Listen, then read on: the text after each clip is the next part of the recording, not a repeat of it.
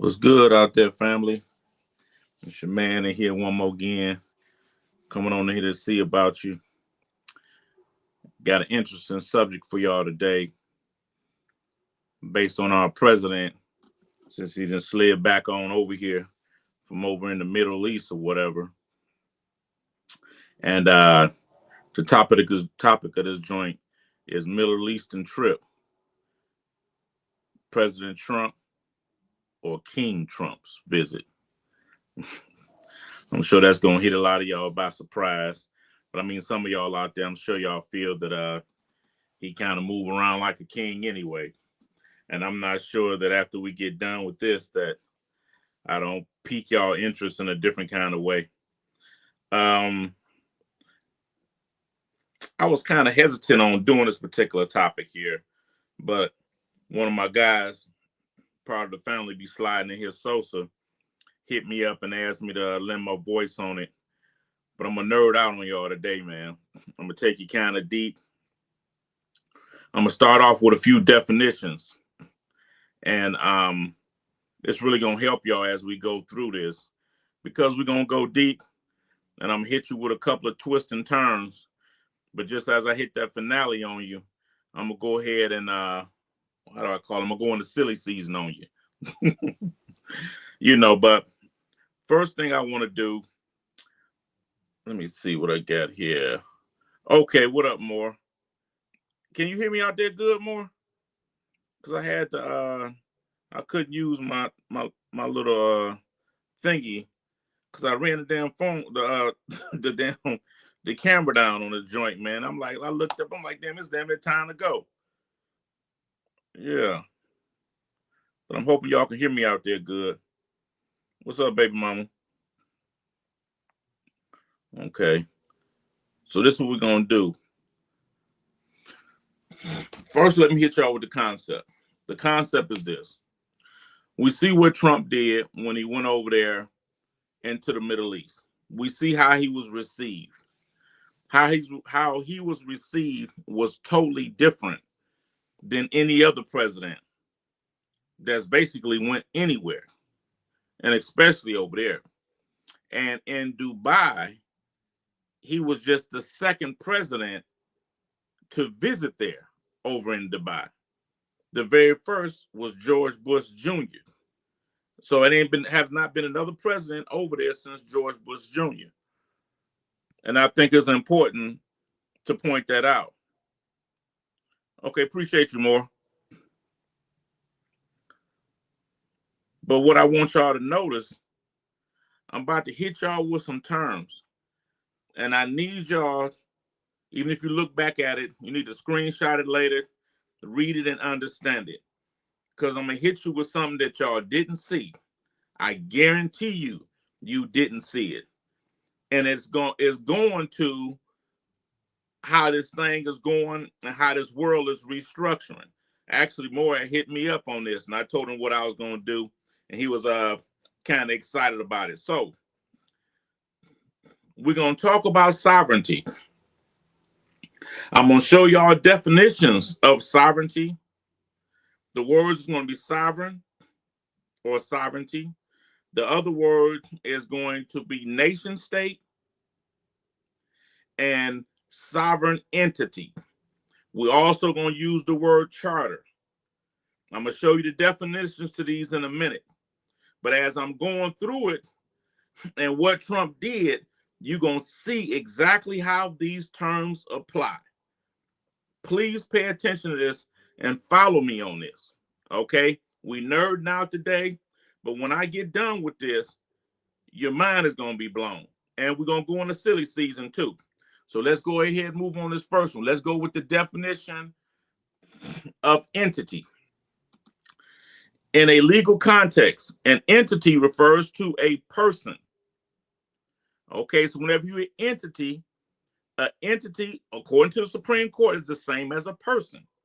An entity refers to a person, organization, or a body that has a distinct legal existence and can possess legal rights and responsibilities.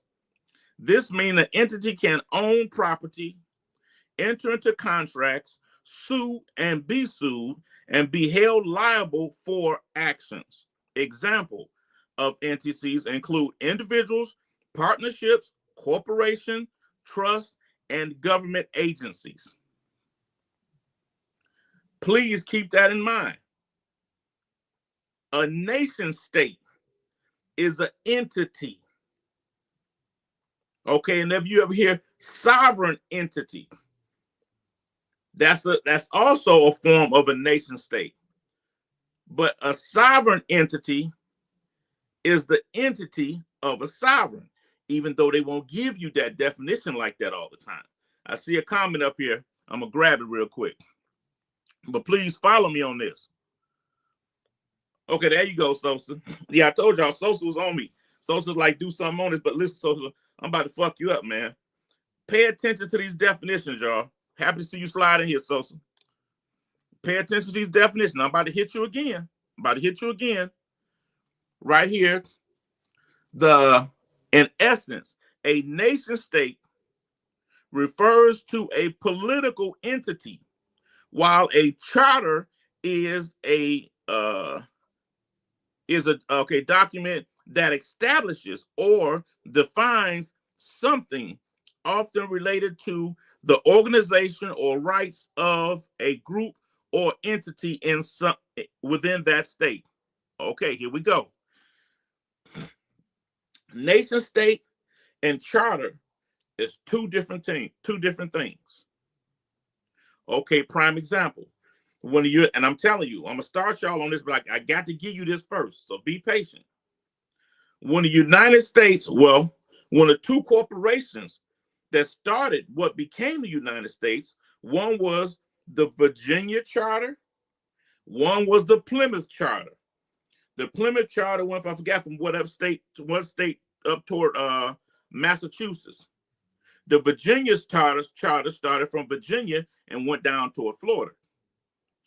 These charters could only be given by kings at the time. Kings were the sovereigns. Okay. Now the 13 colonies. You can Google this. Each one of the 13 colonies was started by charter. Okay. And charter is also a corporation. I don't know if I got that definition in here or not. But charter, you can look it up. Charter covers corporations, entities. So when you had the Continental Congress of the United States of America, Congress means to congress. When you get with your lady and y'all get to getting frisky, y'all congress. Okay, so Congress, the Continental Congress, was the collaboration of those 13 charters coming together in a unity. Okay, now this is important. They declared their independence from England in 1776. So that's the same thing as you declaring a corporation or you developing a corporation. You declaring it, but it's not registered yet. So when you start a corporation, you have the idea of your corporation, you name it, but you can have it. You can be working that corporation for 30 years.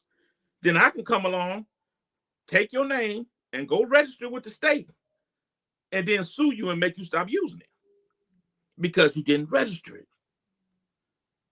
You see what I'm saying? So keep this in mind. Okay, now I'm about to slide on this first clip right here. And then we're going to go on and get into it. Okay, where we at? Well, wait, here we go. Breaking news, Saudi media just gave Trump a new title, the true president of the world. When Trump arrived in Riyadh, it wasn't just diplomacy. It looked like a coronation. He was greeted with golden sabers, white Arabian stallions, and a royal motorcade fit for a king. It was imperial treatment. Saudi outlets called it a tribute to power, something no U.S. president in history has ever received. But Trump didn't just bring symbolism. He brought $600 billion in investment deals. He brought brought the world's attention back to the Middle East on his terms. He signed a $142 billion defense agreement and launched a U.S.-Saudi AI alliance. Even more shocking, Trump lifted all sanctions on Syria during the visit. Meanwhile, Biden is still struggling with domestic chaos, inflation, and collapsing approval ratings. So why is Saudi Arabia backing Trump and ignoring Biden? One Saudi anchor went viral for saying Trump no longer represents a party. He represents power. And when your allies start calling someone else the real global president, that you have to ask, who really lost power? Okay, now, the video I just showed you, hit me if I need to run it back. When Trump came down off Air Force One, you probably didn't pay attention to the carpet. The carpet was purple. Usually you always get a red carpet. That carpet was purple. Understand, you have Arabs over there. Arabs, that purple means royalty, ancient royalty. In the ancient times, BC, all of your royalty or aristocrats wore purple. And that name, Phoenique, came from your Greeks. And it ended up having a group of people that sold that purple dye that they call Phoenicians. So look at that purple carpet, and then look at this white stallions and all that. You've never had a president received like that. Okay, now we're gonna jump from Saudi Arabia, but let me tell you what happened in Saudi Arabia. Saudi Arabia, and we're gonna come back to this later. He agreed to lift all the sanctions up off of Syria. And the Saudi Arabian MBS already had a gentleman right there that he introduced to Trump, which some of y'all might have seen the coverage of. And this gentleman was a former head of Al-Qaeda and spent 5 years, if I'm not mistaken, over in Guantanamo Bay. And there's a $10 million reward for him right now in the United States. And Trump met with him and agreed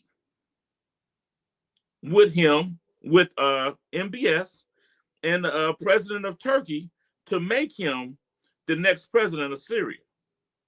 Now, it's important y'all pay attention to this Syria thing, because at the end, I'm going to blow y'all mind.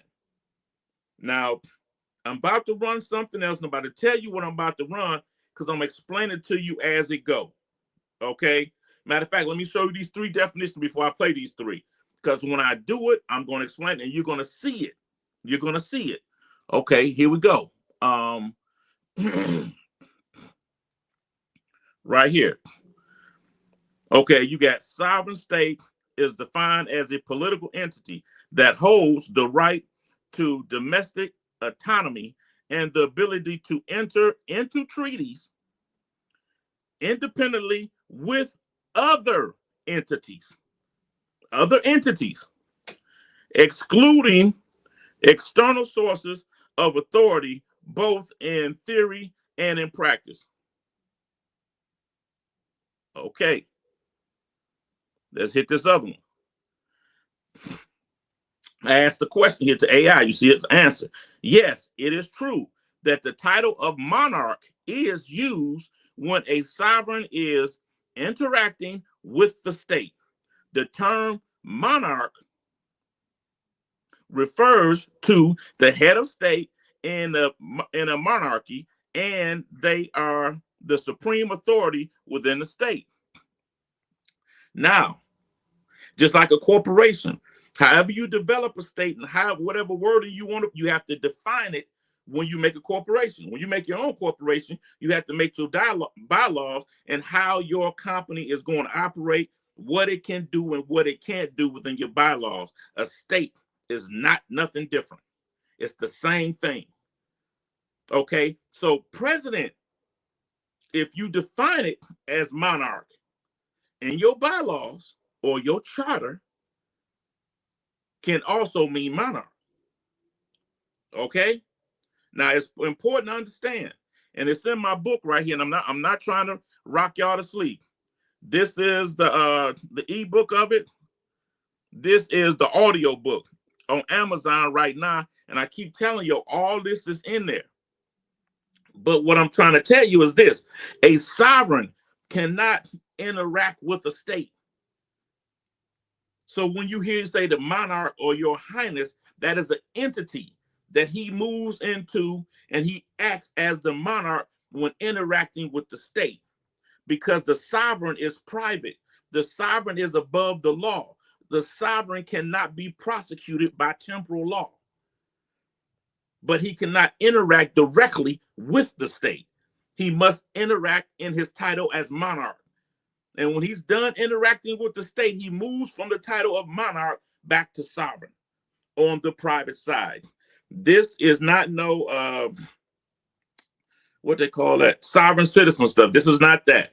Nothing against them, brother, but this is not that. This is real. I got the research on this. You can grab my book. It's all in there. Okay, now I'm about to move on to these next joints and let y'all check this out. Hold on, let me see what this is right here. I think I showed y'all this already, didn't I? Yeah, I'm probably gonna come back to that. Okay, now we're gonna move on these next 3 clips right here. Here we go. 1. Now we will see the signing of the agreement of buying aircraft from Boeing. His Excellency Badr bin Abdul Amir will sign from the Qatari side, and Kelly Altberg will be signing on behalf of Boeing. Between the State of Qatar and the United States of America. Boeing Purchase Agreement signed on behalf of the State of Qatar by His Excellency Badr Mohammed Al Mir, CEO of Qatar Airways Company, and behalf of the United States, Kelly Ortberg, President and CEO of the Boeing Company.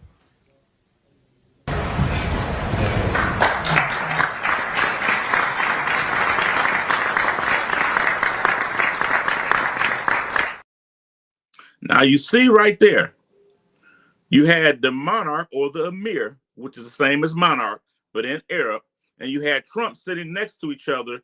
They pulled up 2 chairs on the side. You had the president of Boeing, and then you had the president from Qatar of the air company over there, and they did an agreement. They both signed the agreement.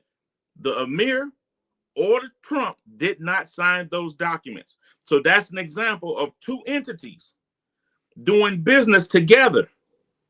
And Kelly for Boeing and the other gentleman, they were acting in their capacity on the behalf of the corporation or the entities. Okay, so pay attention to that.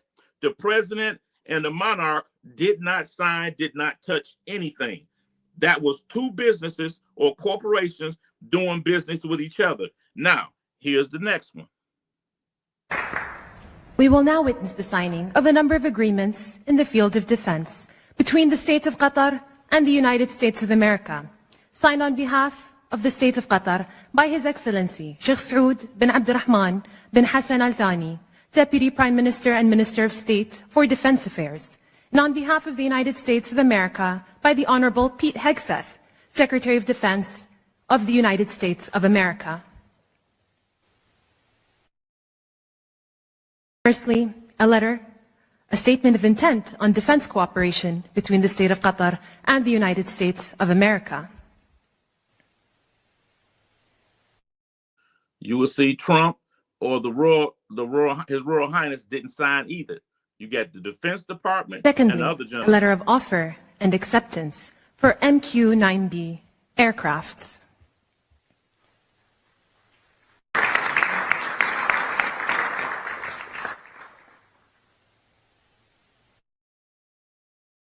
Now you had, I forget what his name is, but the individual that leads the Department of Defense that signed for the United States of America.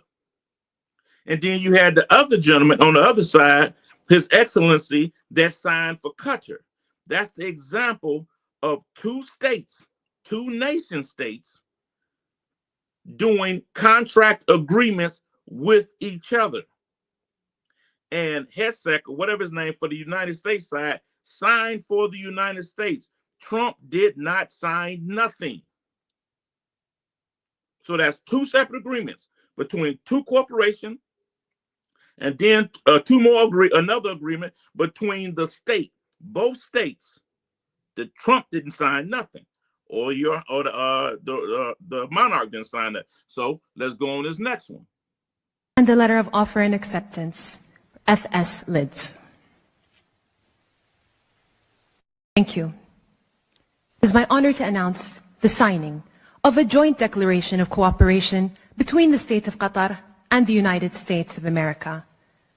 Signed on behalf of the State of Qatar by His Highness Sheikh Tamim bin Hamad Al Thani, Emir of the State of Qatar, and the Honorable Donald J. Trump, President of the United States of America.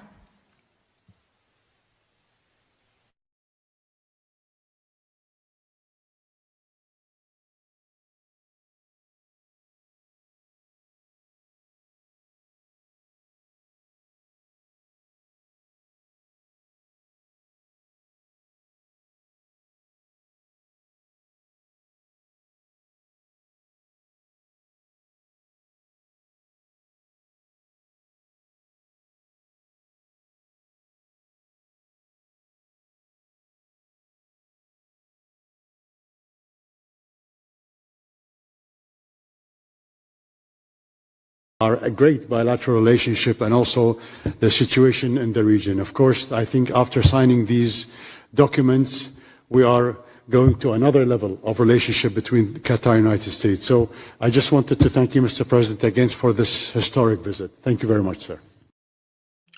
What is a president doing sitting there with a sovereign king signing documents? Because the sovereignty of Qatar comes from the royal family.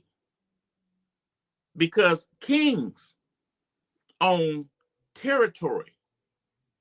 Jurisdiction comes from the land. And sovereignty, I seen you more, I bring your thing up again. Sovereignty is derived from the land. The kings are the owners of territories. Why did Trump sign a document with that sovereign king? Because Trump was signing as the executive of the sovereign entity. So he was signing for the sovereign. And he was acting in the capacity of an actual king. That's why he was greeted as one, letting you know that there was more documentations that was signed between these royal families and Trump. That's the reason why they had to greet him in the way that they did, giving public notice, because that was a form of notice. Okay, so you had three separate actions: one of corporations, one of the actual state. Bad finger. One of that actual state, and then you had one of the sovereign signing with an active sovereign that was representing the sovereignty of the United States as a sovereign entity. And we're going to go more into that later. Let me get these comments right quick, because we're going to go a little bit deeper. Oh, man. Y'all couldn't hear me? Oh, man, hold on. If y'all can hear me now, let me know. I hope I didn't. Wow.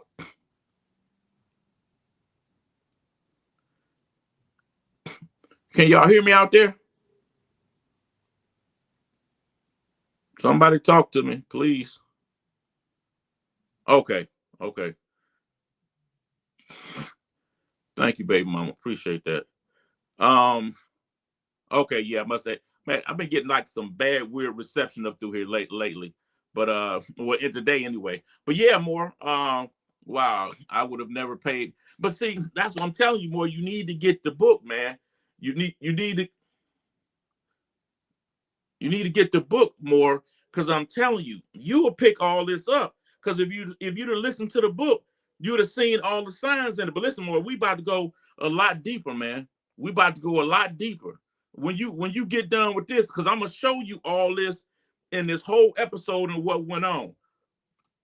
Okay, sound with the video. Okay, sound went out at the end of the video. Okay. Heard the okay, prepaid customer. All right. That's what's up. That's a cool name, prepaid customer. That's interesting. Happy you got a chance to slide through on us today, prepaid customer. Hope you continue to come through and fuck with us. You know, give me a like or something like that. Like I say, we build over here, ma'am or sir or whatever the case may be, and we'd love to continue to have you, man. You know what I'm saying, or ma'am or however. Yeah, I don't know the different terms that they use. That I can't catch up with. So hopefully I ain't disrespecting nobody. Yeah. Okay. So here we go. Where we at now? Okay. Now we're going to move on something else. We're going to talk about this whole plane thing. Now pay attention to this. Accept Qatar's luxury jet as Air Force One. So this is a gift that is coming from Qatar. Let me stop. This is Sabi Sabs, man. I was rushing trying to get this thing together and I put her thing up here, man. But she real good, man. Check her out, man. She got some real good, interesting stuff, man. Good sister, man. A lot of good stuff up. But yeah, she going through this right here, but I'm going to run it now. Accept Qatar's luxury jet as Air Force One. So this is a gift that is coming from Qatar. You make this a little bit bigger for the people in the back. When it comes to the president's personal travel, he's ready to ditch the old 747 known as Air Force One in favor of a luxury jet that the royal family of Qatar, a tiny yet rich Arab country nearly 7,000 miles away, wants to give to the U.S. So a lot of people are upset about this. Now, to me, I don't think this should be acceptable. I see this can be seen as a bribe, like in my opinion. I do think people do need to remember the ruling that the Supreme Court made. Don't forget, the Supreme Court said that it is okay for politicians to accept gifts. Now, this gift is coming from a foreign country. Okay. If you notice, when she started reading the article saying that Qatar, the royal family, was giving a jet to the United States or to the U.S. The U.S. is not Trump. Trump represents the sovereign entity. So one sovereign can do business or exchange with another sovereign, as the definitions I showed you above. Entities can interact with entities. And that plane was being given by the entity, the monarch entity of the sovereign, to the representative, the executor of the sovereign entity of the United States. Two entities can loan money to each other. Two entities can sue each other, and the whole nine. They're just like people, but these people, Trump and the sovereign as monarch, and Trump as the representative or the executor of the sovereign entity, can exchange things and give gifts, and that's not Trump receiving anything. Okay, so make a point of that and remember that. And remember that as we go further. Now, we about to go deeper. This is what I want to take y'all to. I'm about to take y'all back, because we talked about this before, some of us. I'm going to take y'all back. I'm going to play this, and then I'm going to add some more to it afterward. Oh, no. I'm going to play one before, then I'm going to... Okay, here we go. We're landing just about now. This has been an amazing trip. We've raised trillions of dollars of investment for our country. And we're dealing with really good people that have been abandoned in a way by our country and by the United States. And we're not going to abandon. We have very good friends in Saudi Arabia and in Qatar. So now we're going to UAE. We'll be landing shortly. And we have another really good situation there. But they felt abandoned. They were going to be captured by China from the standpoint of trade. And that's not going to happen anymore. We have a very good relationship, as you probably all saw. China. China. Now, I've been telling y'all about the BRICS countries. Now, Dubai accepted the invitation from the BRICS countries because it was BRICS plus 6. Saudi Arabia pumped the brakes and said, hold on a minute. I think this has a lot to do with China. I don't think, I just about know. But I got another curve I'm about to hit y'all with. And y'all gonna remember this when I play it, and I'm gonna come back and we're gonna kick it after this. It is my pleasure to bring from His Majesty the King a letter. He sends his best wishes and his regards, of course, but he also asked me to bear this letter and bring it to you. So can I present the letter from the King to you? Thank you very much. Perhaps you'd like to say what that very important paragraph... Yes, so this is a letter from His Majesty the King. It's an invitation for a second state visit.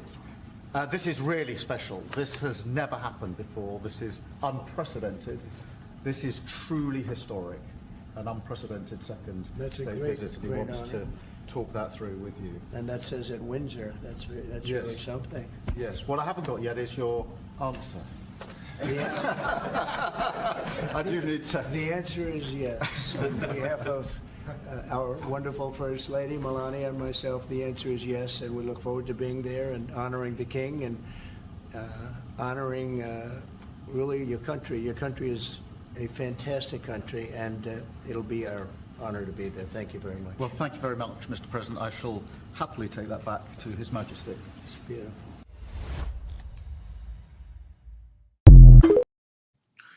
Now, keep in mind that he said, so this will be at Windsor, right? And he said, yes, Windsor Palace. Keep that in mind as we go along. Now, my point in showing you that is this. Trump was met by the prime minister. He gave him that letter, and I'm sure a lot of y'all remember because we covered this before, for a second state visit over there to see King Charles. And he said to him, this had never been done before. I see the comment. Give me a minute. He still ain't went to see King Charles yet. And he was received as a king over there in the Middle East in 3 different places. And he signed documents. He also lifted all of the sanctions on Syria and okayed a president that was former Al-Qaeda member that served time 5 years in Guantanamo, and we have a $10 million reward out for right now. Keep that in mind. Let me check this comment over here. What's up, Maura? Ever since Trump got that, see, that's the part I'm saying. More you motherfuckers. I'm sorry, bro. I didn't mean like that. Trump got that letter from the king. He's been moving. Oh, you seeing what I'm saying? He hasn't been talking about sending. You see where I'm going, more. You see where I'm going. But listen, it's going to get more interesting than this. I hope you're still out there, Sosa. It's going to get more interesting than this.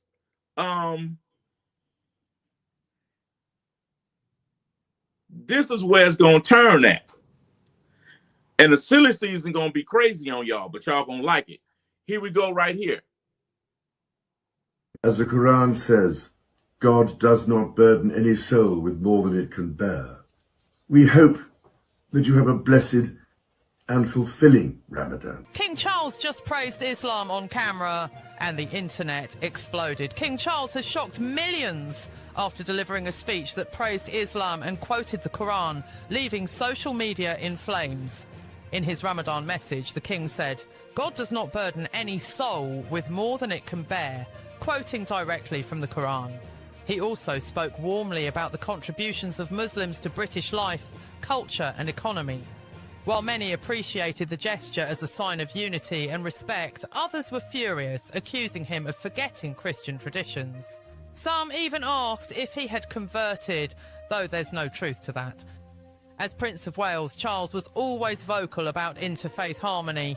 and once shared. He wanted to be defender of faiths instead of only the Christian faith. I'm not even going to hold you up.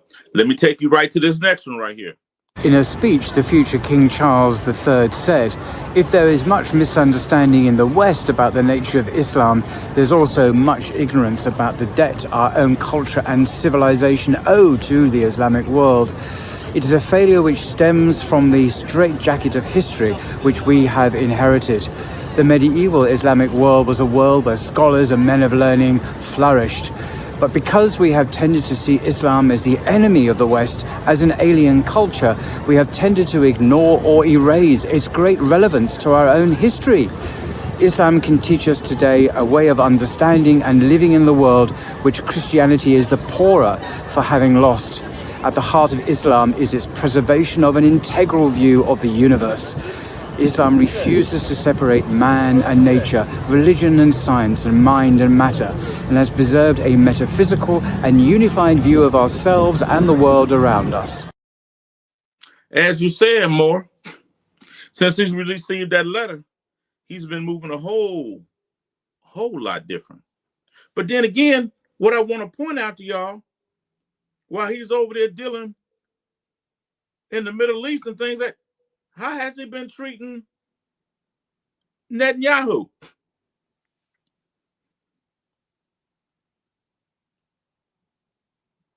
How has he been treating Netanyahu? Think about that now. After this, we're about to go on the silly season. But this is what I want to show y'all. Should I wait to show y'all that? Yeah, I'm going to wait just 1 second before I show y'all that. Because this silly season is going to take you fast. Going to take you real fast. Okay, we're going to go ahead and slide in silly season. Now, it's about to get crazy. We call this silly season. It's about to get crazy. Let me check this comment before it get crazy. What you got, more? Trump has been playing nice with... Listen, man. You starting to see it. You starting to see it. But you ain't ready with what I'm about to hit you with. I'm about to hit you with, excuse me. I'm about to hit you with the high and the he. Here we go. What they have is a hierarchy of minorities. And at the top of that hierarchy is the brown man.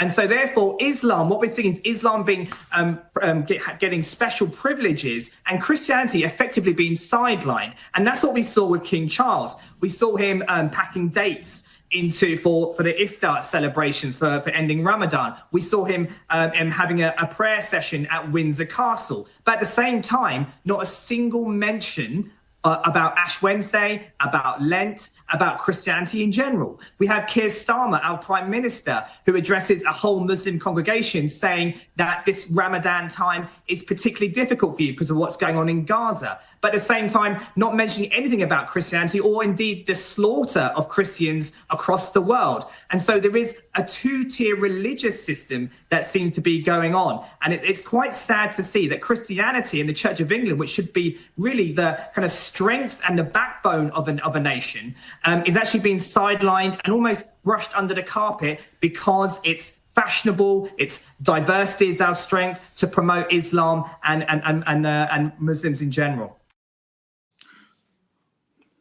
King Charles catching hell over there in England, because he's been speaking out for Islam or not. And I didn't put the clip in here. I thought I did. He opened up Windsor Palace, the place he's going to meet Trump at in a few months, for them to break fast for Ramadan. He opened it all the way up for them to come in there and have their feast in the palace. Pay attention to what's happened. There's a shift going on. There's a major shift going on. Now, what I'm about to give y'all, we're about to talk about Israel as a state, nation state. And I want to show y'all something. This not questioning the legit. We're not getting into that. I'm just using this because this is what's going on right now. And it's leading up to the point that I'm trying to make. But I want to show y'all something, the importance of the sovereign nation states and all of that. this is important to look at here, because as me and Mo was talking about earlier, and actually he used the right term, is a reset going on, because that's exactly what's happening. There's a big shift going on. Okay, let me hit y'all with this next one.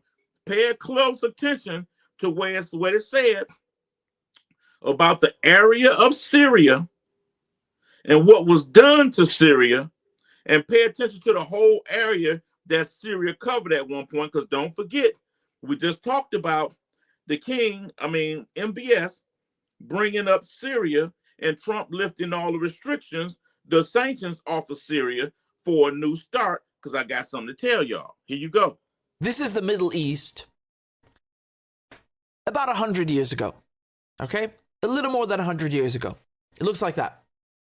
And this is the Middle East now, after Britain and France and America came, they started drawing random borders, okay? That's before, that's after. Because you see all of these countries and this whole concept of, a state, it's a European concept. It's a Western concept. This is not a concept that came from the region. Let me stop that, because I got to make sure y'all caught that. Britain, France, America, but Britain, King Charles is where? Okay? And the nation state is a European concept. Pay attention to this. I'm going to start it back. This is the Middle East about 100 years ago, okay? A little more than 100 years ago. It looks like that. And this is the Middle East now, after Britain and France and America came, they started drawing random borders, okay? That's before, that's after. Because you see all of these countries and this whole concept of, a state, it's a European concept. It's a Western concept. This is not a concept that came from the region, nor was it agreed to by anyone in the region. Syria is all of this. Do you understand? All of that is Syria, but they then splintered it into little pieces. Oh, you've got one thing called Israel, then you got another one called Lebanon, and then you have another one called Palestine, which is like two parts, and then you have another thing called Jordan, and then, you know what, let's give a chunk of Syria to Iraq, and we'll give another chunk of Syria to Turkey over there, and then, we'll just add some other countries down south. Let's go and make up, Kuwait and the UAE and, gas stations, basically. Gas stations, which is what they call Russia. They like to call Russia a gas station. No, actually, the real gas stations are these things. Saudi Arabia, Kuwait, the UAE. These are gas stations. Okay? So these borders are barely 100 years old. I'm talking about Sykes-Picot in 1916, and then we have Balfour Declaration a year later in 1917. All done in secret. Balfour Declaration. And you heard the date. I don't know if none of y'all know about Balfour Declaration. Let me show you the document. This right here is Balfour's Declaration. The Balfour Declaration was a letter written in the name of the British government by Lord Arthur James Balfour. Pay attention to the Lord. Britain's foreign secretary to the leader of the Zionist Federation. Okay, the letter is kind of small here for me. I have much pleasure in conveying to you on behalf of His Majesty's government. Note the name Majesty's government. Okay. The following declaration of sympathy with Jewish Zionist aspirations, which has been, I can't see this stuff, submitted to and approved by the cabinet. His Majesty's government view with favor the establishment in Palestine. I mean, y'all can see that. I can barely see it. But if you got to, pause it, read it, and do whatever. But you see that right there. That's how Israel became founded right there. And it was an exchange. Okay? Hold on. What we got? What you got more? So this was done.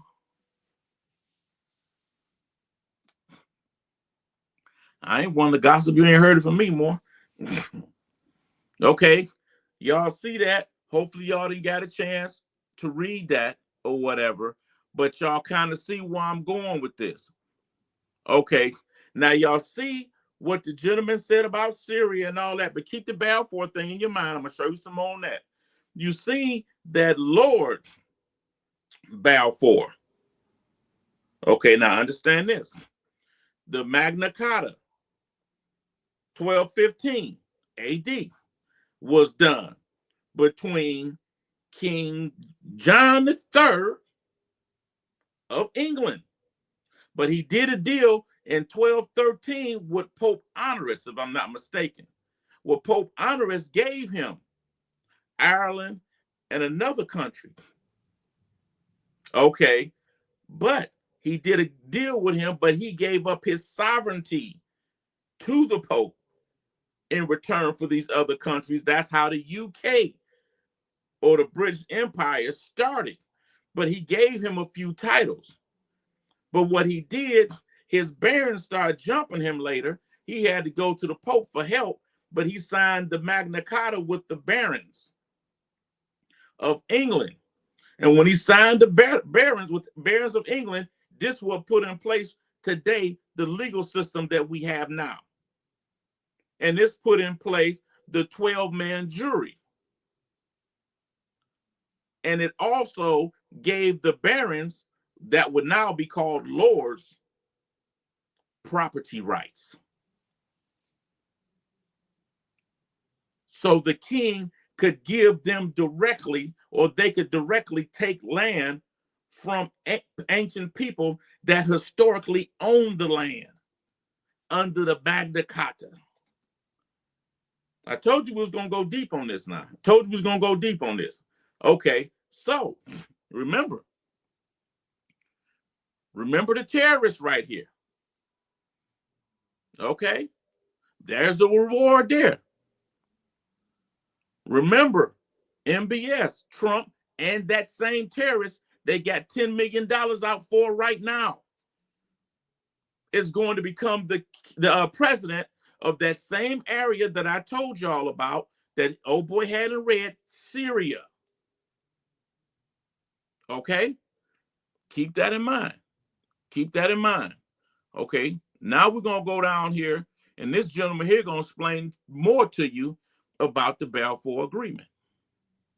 And now the opportunity presents itself. So Wiseman goes to Balfour and says, hey, if you promise a homeland, this is going to aid you guys in World War I. It will help you guys in your efforts in this great war. And so Lord Balfour decides to start the engineering behind the scenes. And he goes to the War Cabinet and he then issues this Balfour Declaration. What is especially important for us to make note of, this was not debated in British Parliament.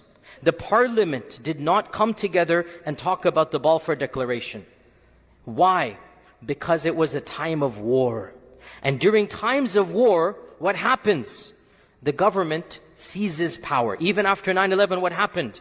Bush said, executive authority, give me all your power.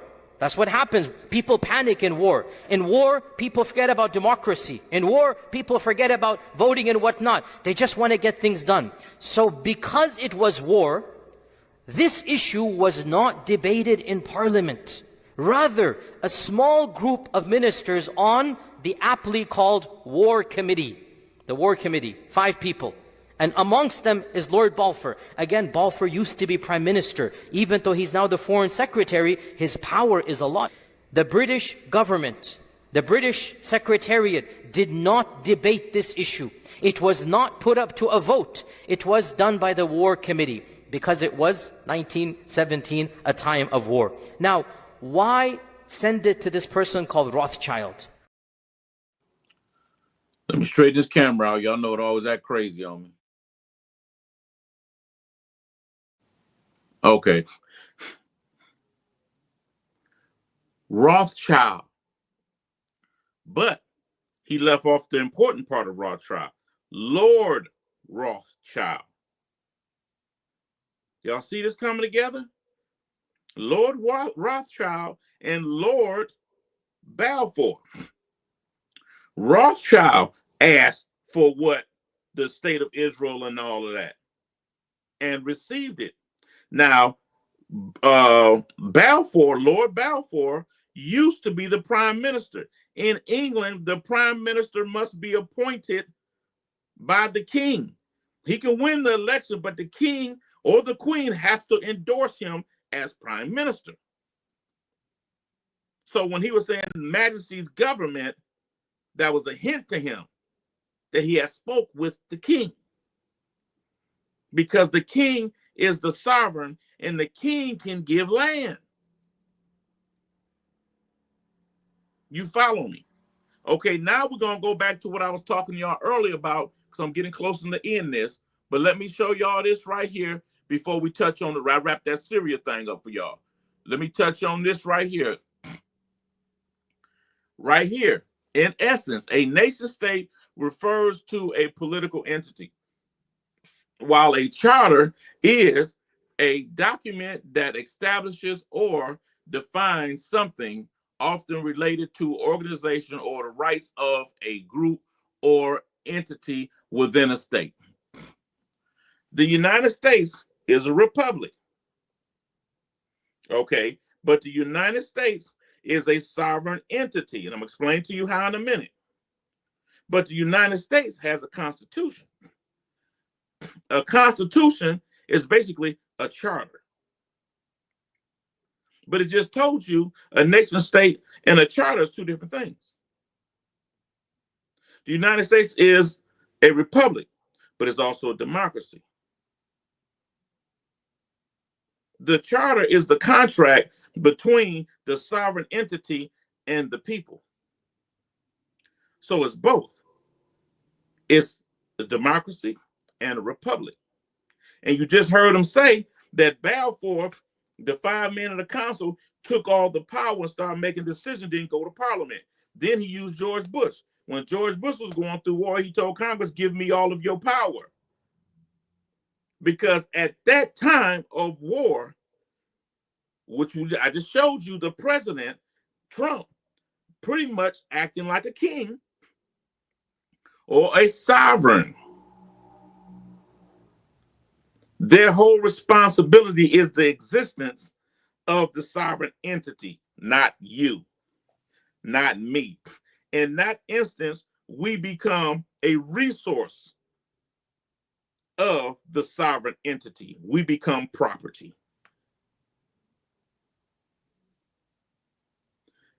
And we have been in a state of war for a long time. Seems like indefinite. War on drugs, war on something. Okay, but we in silly season. Let me move on this last joint. I think this is the last one. So I can go ahead and give y'all what I really think. Okay, bum. Okay. Israel has now fully blocked aid entering Gaza for over 2 months. Blocking aid as a pressure lever is unacceptable. And last week, the Israeli Security Cabinet approved plans to expand its military operations in Gaza. We strongly oppose both these actions, which will add to Palestinian suffering while doing nothing to serve the long-term interests of peace and security in the region, nor to secure the safe return of the hostages. Any attempt by Israel to annex land in Gaza would be unacceptable and violate international law. Palestinian territory must not be reduced nor subjected to any demographic change. Advance efforts to achieve a two-state solution. This is the only way to achieve long-term peace and security for both Palestinians and Israelis, and we welcome France and Saudi Arabia's leadership in chairing an international conference on the two-state solution here in New York in June. New York in June, two-state solution. Okay. Who did that prior video say? Cut up Syria in all them small pieces? Great Britain, which is England, France, and the United States. Who did she say that would be basically presiding over this whole thing in New York? New York, France, and Saudi Arabia, in that same area that Britain, France, and United States cut up into different countries. I hope y'all seeing this come together now. Okay, keep Syria in mind now, because I'm gonna use an example right quick. Now, we're not debating Israel's land, because Israel has a right to be in Israel because they are a state, period. But let me show you something real quick, and I encourage all of y'all to just start doing this. Okay. First of all, well, I'll show you this first. Start pulling up countries and say, when was Italy or when was this country founded as a nation state? You're going to be shocked. You're going to be shocked. Now, you say what Israel, some people may say what Israel is doing wrong to Palestine, right? Okay, let me show you this. The declaration of a state of Palestine took place in, whatever the hell that word is, baby mom be telling I keep messing up, on November the 15th, 1988, by the Palestinian National Council, the legislative body of the Palestinian Liberation Organization, PLO.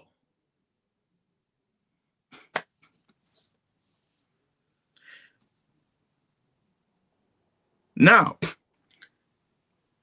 the declaration, that declaration is equivalent to the declaration that the 13 colonies made when they decided that they wanted to basically reorganize and open up under a different name, which was the United States of America from the continental United States of America. That actual declaration is just that. It's a declaration. Similar to you declaring the name of your company and doing business under it for however many years. It exists, yeah. You can do business under it, yeah. But as soon as I come along and decide I like your name and go register with the state and tell you can't use that name, no more, guess what? You got to switch the name because your declaration was good enough for you to operate, but it was not recognized. Okay. Now, let's go to this. You heard the gentleman say that the whole idea of nation state is a European concept, right? I'm just going to read this top part up here. Okay, this right here is what created by law the concept of the nation state. The nation state existed in an ideal like the way I just described, but there was no legal basis for it. This is the legal basis and the beginning of all nation states. And when you say the founding of a nation state, it will all come after this date. Okay. And this was a direct date that came from the Protestant Reformation against the church under Martin Luther that created this. Okay. I see your comment. Give me a minute. Let me say, it is often seen as a significant event in the development of the modern state system and the principles of state sovereignty. It established the idea that states are equal in international law. We're going to cover that because that's major, and have the right to govern their territories without external interference. I told you jurisdiction comes from land, territory. Your kings or your sovereigns always have the territory, and your nation states become a sovereign state on top of the territory, which gives it jurisdiction or status. In essence, while the concept of sovereignty is fundamental to the modern nation state, its origins and how it applied are diverse and depending on a specific history, content of it, meaning it's different ways and forms to get sovereignty. They be elusive with the description of sovereignty because they know that that's the basis of everything. You can't pin nothing down to where you look on how sovereignty is obtained, but I'm showing y'all some of that right now. Let's get this comment real quick. Well, you know I'm always trying to impress you, baby mama. Okay, now, where we at? Okay, now, here's the next part. Palestine. While the state of Palestine has been recognized as a sovereign nation by 147 of the 193 UN member states, its status as a sovereign nation is not universally accepted. What I said, universal law, universally accepted.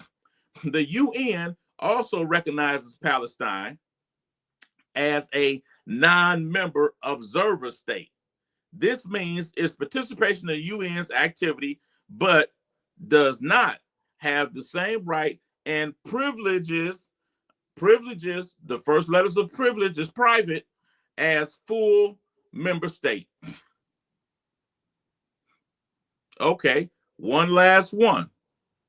And this is going to blow the thing right all open right here. Right here. Limited authority. While the Palestinian authorities has some governing authority in certain areas, it does not exercise full sovereignty over the entirety of the territory, including Gaza Strip and the West Bank. What's being taken from them right now? The West Bank then already been taken. Now they're trying to take Gaza. Are they wrong for taking it? You can say morally, but how can you say I'm taking something that's not your territory? You're not the sovereign of it. Okay. Let me tell you this, and then I'm going to go back to Syria and get ready to wrap this thing up. I told you the 13 colonies were 13 charters under the Continental United States of America, Continental Congress of the United States of America. Congress means to come together, intercourse, or whatever. Okay. Then they decided to switch the name to the United States of America, and they declared it, which is what Palestine did in 1988. They declared the Palestinian state, but that's 40, 50 years almost after Israel has already been established and confirmed as a sovereign. And how were they as a sovereign? Through Britain. Okay, now, they're recognized by majority part of the UN, but not basically all. What did the United States do? Declared independence in 1776. That's when we celebrated. But we were not a nation at that point. We just declared, equivalent to you saying, I opened my company 30 years ago, but I never registered with the state. So in 1783, it's the Treaty of Paris, which they don't tell us about, but that was actually a world war because France, Netherlands, as well as us, I forgot somebody else, all was jumping Britain at the same time. So Britain came into an agreement with us, and the agreement was done by King George III, but it was done between the United States and the British Crown. Not the king, the crown. And the crown could be equivalent to a holding company that had the king's holdings, within my opinion. So that was similar right there to Trump sitting there with the emir and letting his Department of Defense represent the state and that his excellency. That deal that they did that Trump didn't sign on all the sovereign. That's equivalent to that. Okay? So that don't mean that King George or his heirs still don't own the territory. The holding company gave them rights to use and gave them a form of lien of title over the territory, but that don't mean they own it. I'm cooking. Let me stop. But the United States was recognized as a sovereign nation in 1789, 13 years after the Declaration. And it was done by this term here. Britannic Majesty is a style used for the monarch and the crown in diplomacy, the what? Law of nations and international relations. And when the authority was given from King George III, he was described as the Britannic Majesty in that document, the Paris Treaty or whatever. Y'all can look that up. You will see it and read the actual document, and you're going to see that name right there within that document. And that was the international recognition. So that's the only thing the Palestinians is missing, and that's what she referred to when she said in June or July in New York, France, and Saudi Arabia. Then they should get the international recognition that would then give sovereignty over territory. Now, let's move on my final point. Let's move over here, and I got one last thing to blow your mind in. Let's move over here now to Syria. What happened? Saudi Arabian MBS prince, crown prince was there as the sovereign. You had Qatar and you had Dubai. All those sovereigns were in agreement along with the president of Turkey. Don't forget that territory that they say British, the French, and the United States cut up. That was all Syria at one point. What I tell you, sovereigns are the ones that own territory. So most likely, those sovereigns own the territory of that whole area right there. Probably some belonging to the king of Jordan as well. But they had Trump come in there and had him agree to the president of Syria. Why was that important?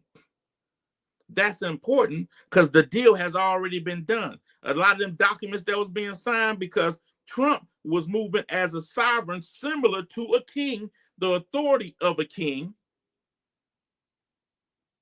And that's going to be useful in the UN for that international part that will then give Syria, which is basically going to be a new country under an old name. They're going to have another constitution and all that done up.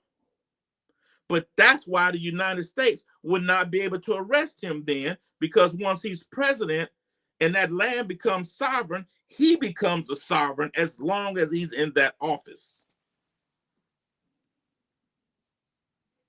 I hope this is making sense. I don't know if Sosa's still out there. Sosa might have fell off a long time ago. But he was the reason why I did it. But in closing, I want to show y'all something, because this is what I think this is all about right here. And I believe the reason why everything that's been done over there with the Middle East, remember China created that Silk Road again through the Middle East into Africa. The Middle East, under theory, was created, as we can see, and made to cancel the bridge in between Asia and Africa. That's why there has always been issues within that part of that land, because they don't want Asia and Africa to connect once again. And what we have been seeing the reconciliation of Asia and Africa once again. what we've been noticing as a phenomena of the West being in power and being the stimulant of commerce and everything coming from the West is a phenomenon. Everything has always came from the East. Intelligence, Renaissance, commerce, and everything, as you've seen King Charles nodded to in his acknowledgement of the Muslims and this all of a sudden admiration. If you look at that Paris Treaty Agreement, you will see the language in there is addressed basically to the Pope. And King George III is addressed as Prince George III. And then say, by the grace of God, King George III. What does that mean? God is king. And then he's a prince. But it said, by the grace of God, king, meaning by God's grace, he's king. That means divine right. He's been made king.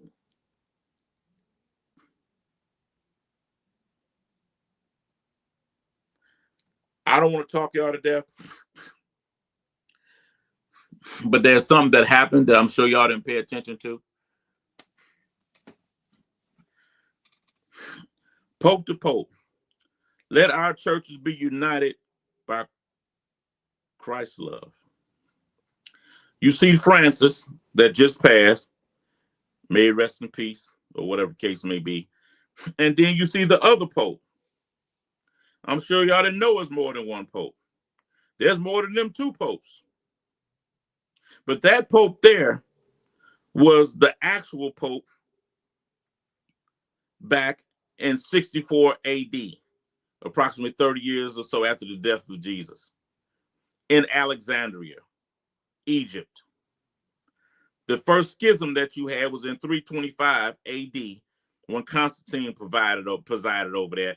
But the first black popes came out of there. Sylvester was a black bishop before the name of Pope came, but he was basically equivalent to the Pope in 313 and basically did the agreement, which is called the Donation of Constantine. There were 3 popes, black popes. Okay. What am I saying? You see the date on that, 2023. When they got back together to unite the West and the East once again, this last Easter was the first time in over 1,000 years, almost 1,700 years, well, 1,000 years, that Easter was celebrated on the same date by the Eastern and the Western Church. In that particular procession or the gathering that they had, the senior pope, which is the black pope in the black, opened up, and he opened in Arabic.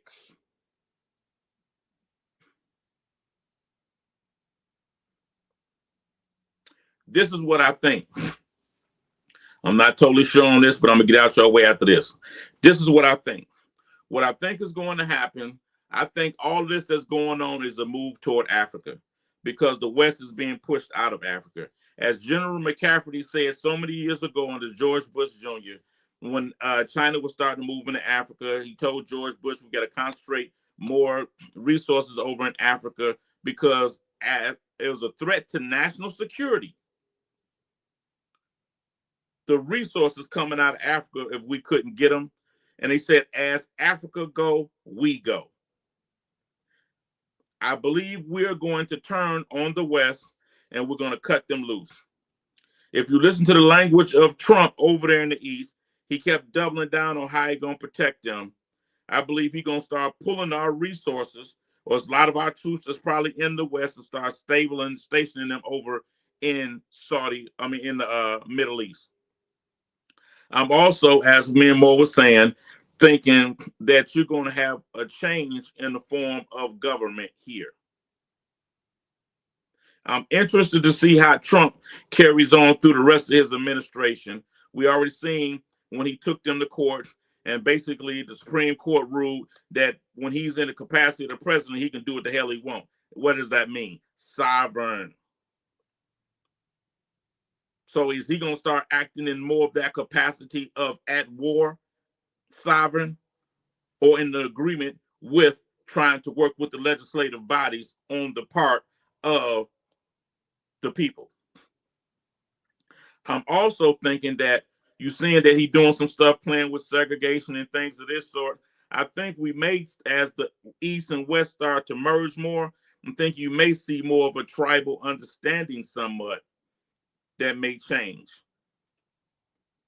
You know, but these are just some silly season hypotheses of mine. I'm not saying either way, but I'm thinking that this move, because he also had an offer that came from the King of Qatar that he spoke about that he had to take to Putin. Trump is going around and he's doing trade. He stated, no one has used trade like I've been using trade. Look at what he did with the Houthis. He's going around making deals with everybody. He made a deal to make an Al-Qaeda leader the president of a whole damn country after he spent 5 years in Gitmo up under us. Things are changing, and they're changing drastically. And I think this is just the beginning of it. So I thank y'all for your time, man. I know I talked y'all to death. I tried to be as clear as I could. I hope y'all got something from this. Yeah. So appreciate y'all, man. Give me some thumbs up and some likes and all that other stuff. My damn throat is dry from talking y'all to death. Y'all brains must be hurting because y'all ain't talk much today. Y'all used to be talking all the time. My baby mama been doing all the talking. Thank you. You already knew this anyway, man. I've been wearing you out all day talking about this. Try to basically get ready. So yeah, man, I appreciate y'all, man, as always. And as I continue to tell y'all over and over and over again, trying to fuck with y'all. Hopefully y'all continue to fuck with me. But to all my folks that rock with me all the time, every time. Uh-oh. My man then slid in here. Yeah, you're gonna run this back. You're gonna run this back, Preem. I think you really gonna fuck with this. Sosa the one got me on it, but me and Moore was talking about it earlier too. But yeah, you really gonna fuck with this, man. You know, but me and you chop it up too. So just hit me up, tell me what you think.